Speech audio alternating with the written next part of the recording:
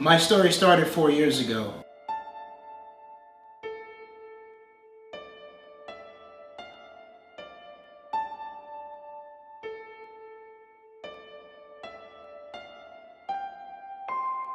Just like the entire world, I was shocked with Donald Trump winning the presidential election.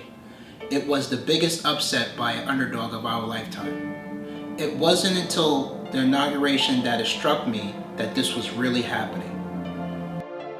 Ladies and gentlemen, I am officially running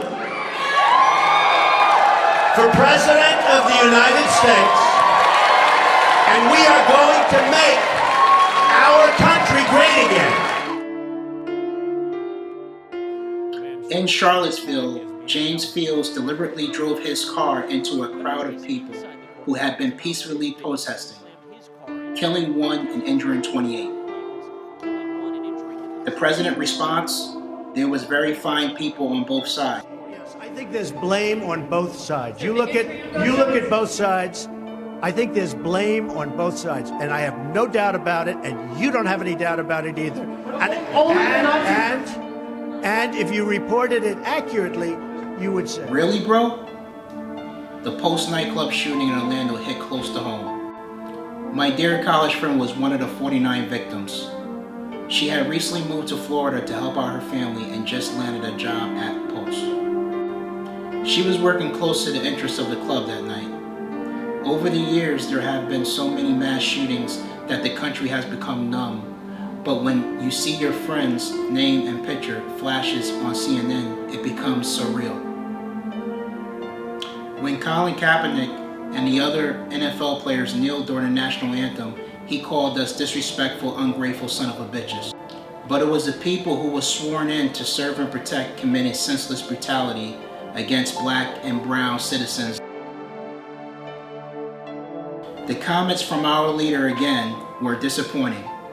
He shortchanged the country and the victim's family. Us in the black community have a reoccurring nightmare with senseless beatings and killings of police brutality on our people.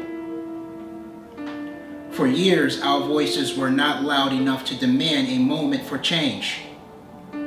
Then came his mishandling of the coronavirus. From the beginning, he said it was only one person from China. Problem in this country at this moment, 5. When you have 15 people, and the 15 within a couple of days is going to be down to close to 0. Contradictory updates.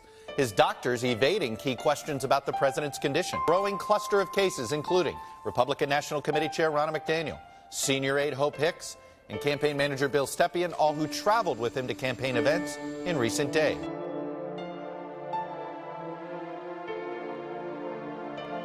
It's also more deadly than your strenuous flus. So this is deadly stuff. Then George Floyd happened.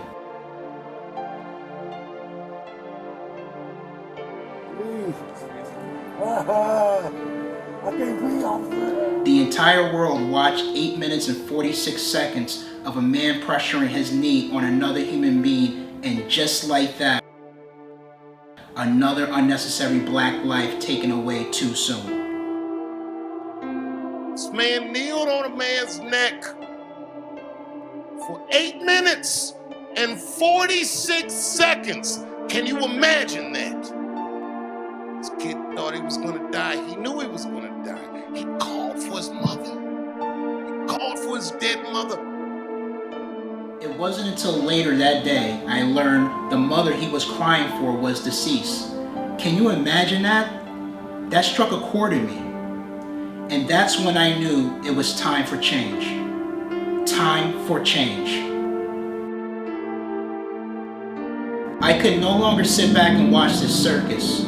I needed to do something meaningful to help bring back a sense of normalcy and morality to this country. I felt our constitutional democracy was under attack by a sitting president. This election was no longer about Republican or Democrat. It was now a moral vote for the entire country. Now, maybe you're asking yourself, what's next? What can you do to make a difference in this election? And my answer to that is everyone can do something different that fits their personality and their beliefs. But at the very least, we need to speak up respectfully, but boldly. Educate with a purpose and comfort. And for God's sake, vote like your life depended on it. Myself, I decided to protest peacefully every Sunday with my white, brown, and black brothers and sisters. But I also created this great website and these shirts with a powerful message behind it. Time for Trump to go. I'm Julia Bauer-Richardson. I've been organizing the Southbury rallies every Sunday for the past 12 Sundays. Today's our 12th, as you can see. We get around 100 to 200 every Sunday. We've been greeted with a lot of positivity in the community as well as a lot of negativity. Southbury is a predominantly white town, upper middle class, and I've been living here my whole life, and I've seen a lot of bigotry, racism, anti-Semitism in my community, and we've all collectively established that enough is enough. My name is Ashley Penny. We moved here 2 years ago. I consider myself, well, first of all, I'm a farmer. I'm a mother. I'm a homeschooling mother. And I'm an activist. My kids attend these rallies with me. I have an 11-year-old, a 9-year-old, and a 10-month-old. Although I don't bring the baby, I want my kids to feel the same way, that if you're interested in something and you feel passionate about it, like I do, about supporting the Black Lives Matter movement or just about justice and social justice and equality, you have to be out here doing this work. So we're out here doing this work. Hi, my name is Kevin Jennings. I'm the CEO of Lambda Legal, the nation's oldest and largest legal rights advocacy organization for LGBTQ people and everyone living with HIV. I came today because I live here in Southbury, and I'm disgusted by the persistence of racial inequality and racial injustice in America. When I was a kid, we had to pledge allegiance to the flag, and I still remember that pledge 40 years after I graduated from high school. That pledge goes like this.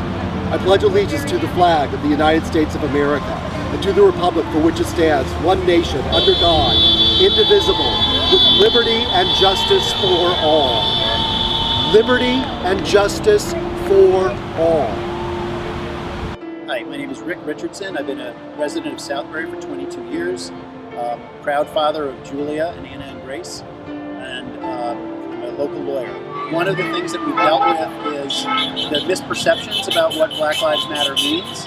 At least here in Southbury, Black Lives Matter has not meant Marxism and socialism and burning and looting and murder. Black Lives Matter, as you can see from everything that's happened here today, it's people who believe strongly and are willing to not just believe it, but come out here every Sunday for the last 12 Sundays to rally for and argue for and yell for and hug, and we can't hug because of social distancing, but that we're committed to the idea that all lives cannot truly matter until Black lives and white lives matter equally.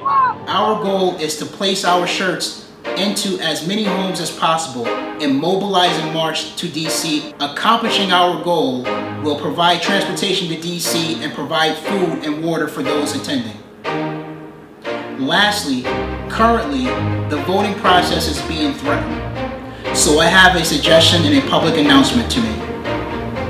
LeBron James, Drew Brees, Joe Barrows, Beyonce, Taylor Swift, Pink, Katy Perry, Robert De Niro, George Clooney, and many others.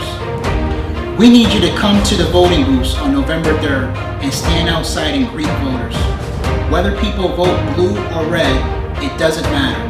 Please go to my website, www.timefortrumptogo.com. I'm doing my small part, world. What about you? See you at the march.